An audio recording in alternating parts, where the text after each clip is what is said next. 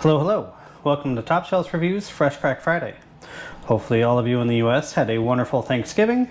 Getting ready to go do some decorating outside before it gets too dark and too cold.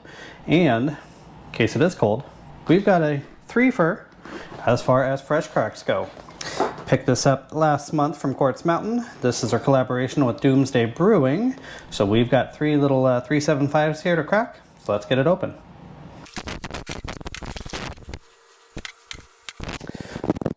Here we have three whiskeys. I would assume they're likely the bourbons. They're 4-grain. We have whiskey finish in Coffee India Pale Ale barrels. This one is at least 4 years old, coming in at 90 proof. All of these are finished in Doomsday barrels. Next up, we have whiskey finish in Russian Imperial Stout barrels, also 4+ years old and 90 proof. That's probably the one I'm most excited to try. And finally, we have whiskey finish in Baltic Porter barrels, also 4+ years old, also coming in at 90 proof. So, let's get these popped.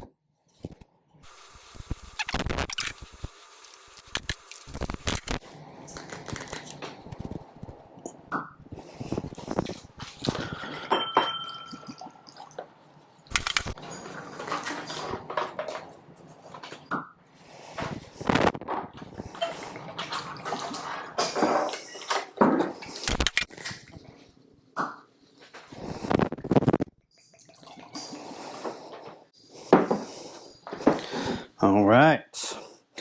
Thank you, Darren, for making these 375s so I could actually afford them. And I don't know if they'll fit on the shelf or not. We'll see. Might need you guys to like sponsor a whole shelf section, maybe. That is definitely not a straight up whiskey. There are some really unique notes in there. When it does come to beer, I am kind of either a light beer, I want something refreshing, or I like stouts and porters. So I don't think I've ever had a coffee IPA before. I'm not sure I've ever had a Doomsday beer before, to be honest. To me, there's almost a gin note. It's like there's something floral on the nose there. The cats are very excited about this, if you can hear them. It's a little more subtle on the palate. Like, I'm not having a hard time believing this is finished, but I wouldn't be able to tell you blind what it is. Next up, we go to the stout finish. I get that kind of like floral funky note on this one too. I think it reminds me of like olive brine.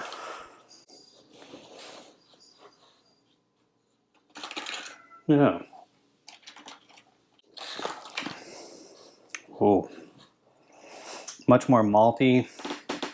Slight bit of creaminess on that. Feel like I noticed the stout notes on that. We're filming here. Let's be professional. That is really nice.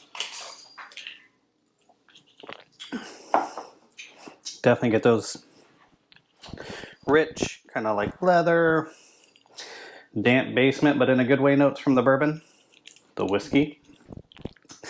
And just a little malt funk and a little bit of creaminess from that stout there. Now for the porter. Less of that like briny olive herbal note on this one, but still slightly there. So to me, this is the least finished seeming, but also doesn't taste exactly like their standard bourbon either. So a nice balance. There's kind of a burnt caramel note in there that I really like. Seems a little proofier, like a little richer in flavor there as well, even though it isn't. They're all 90 proof. But I definitely like the stout the best, followed by the porter. Please don't eat that. And then the coffee IPA is interesting. It's good, but definitely my least favorite of the three. Although you did a great job getting these aged for appropriate amounts of time to have good impact, but not too much.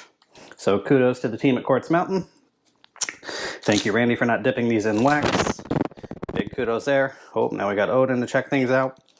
So if you are anywhere near Vancouver, Washington, I picked this up from the distillery. I believe they can ship in Washington, quartzmountaindistillers.com. Worth checking out. This would make an awesome gift in my opinion, because it's kind of nice to see what I assume is the same whiskey finished in 3 different barrels. They are all unique. For more information on the whiskeys you see on this channel, visit topshelfbackpacking.com. And until we see you again, cheers. Oh, big bite. Oh, feisty. Yeah. Oh, that's my keyboard, sir. Okay. You want to try the whiskey? Yeah, you don't know about the porter? Try the stout. It's my favorite. Yeah, not a fan either. Okay. Trig?